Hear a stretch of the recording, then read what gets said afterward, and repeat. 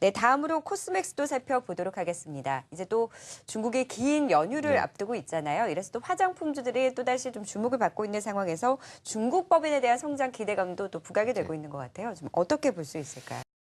우선은 국경절 연휴가 있기 때문에 사실 오늘 아침 뉴스를 보면 면세점 관련주들은 최근 좀 부진하다라는 뉴스를 볼 수가 있었습니다. 추석이 지났음에도 불구하고 아직 주가가 강하게 반등 나오지 못하고 있는 상황인데 지지난주부터 해서 면세점 관련주, 화장품 관련주도 거의 비슷하게 반등이 나오는 상황이었습니다. 하지만 지금 시장 상황에서 보면은 화장품 관련주만 가장 견조한 모습들을 보여주고 있는 상황이고 여기에 따라 뭐 시장에 대한 기대감은 지난해 실적에 대한 쇼크가 있었습니다. 하지만 올해부터는 좀 이제 어느 정도의 실적이 돌아서면서 기대감을 더욱더 많이 높여주고 있다고 보시면 될 것 같습니다.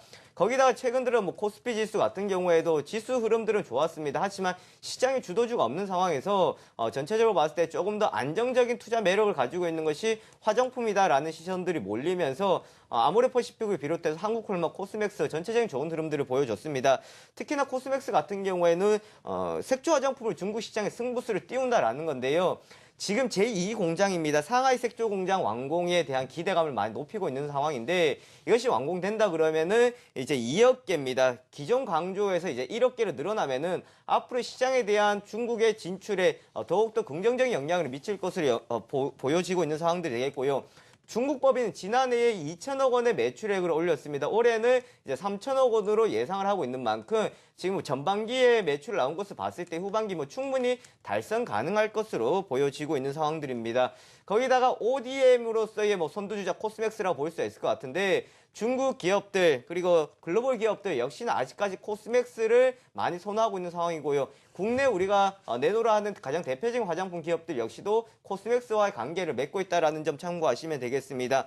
10월 1일부터 7일까지 긴 연휴가 되는 국경절 연휴. 과연 중국 소비 쪽으로 봤을 때 얼마만큼 우리가 소비가 될 것이냐라는 건데요. 뭐 시장의 추정치만큼은 중국 관광객들이 유입될 것으로 예상이 되고 있는 상황도 되겠고 거기다 또 하나 코스맥스는 이미 기능성 화장품에 대한 준비를 하고 있다고 볼 수가 있을 것 같습니다.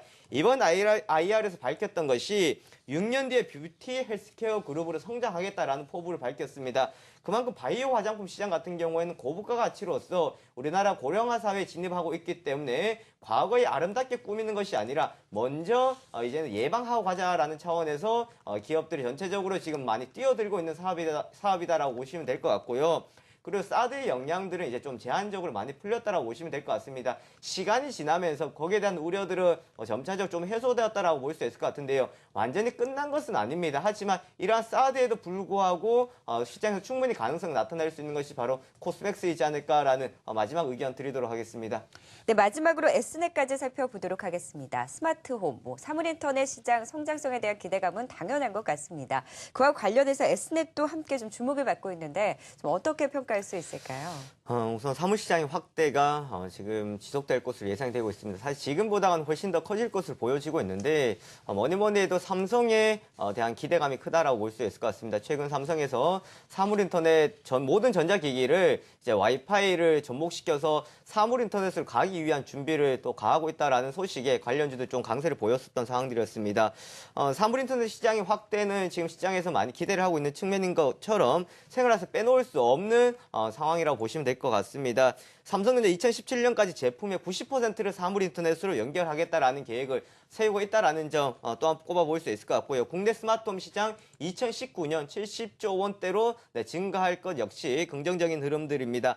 하지만 관련주들을 봤을 때에 지금 뚜렷한 사물인터넷 그랬을 때에 실적들이 증가하는 업체들은 잘 없습니다. 하지만 이럴 때 과거에 삼성과의 제품을 공급했거나 아니면 자회사나 관계사들의 영향이 부각이 될 수 있는 만큼 S넷 같은 경우에는 관계사를 통한 사물인터넷에 따른 영향들을 충분히 받을 수 있을 것으로 보여지고 있겠고요. 지금 기술상으로 봤을 때에 7월달에 강하게 반등 나왔었던 자리에 지금 나와 있는 상황입니다. 차트는 좀 지저분해 보일 수는 있습니다. 하지만 이 위치에서 앞으로 흐름들은 충분한 지지를 받고 우상향 전환할 가능성이 있는 상당히 좋은 자리라고 보여지고 있습니다.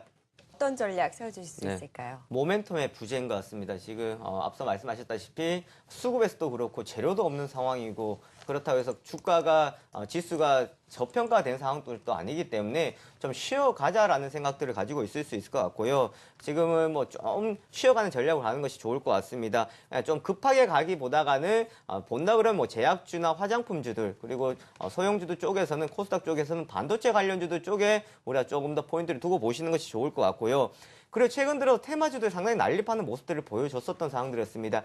이제는 이러한 테마주들을 좀 조심해야 되는 단계에 또 오지 않았나라는 상황들을 볼 수 있는 만큼 테마주 단기적으로 많이 급등했던 개별 재료를 통해서 올라갔던 것들은 좀 주의하는 매매 전략이 좋을 것 같고요. 그리고 마지막으로 볼 수 있는 것이 어제 해외 시장에서 볼 수 있었다시피 도이체방크 같은 경우에 큰 폭으로 하락을 했었습니다.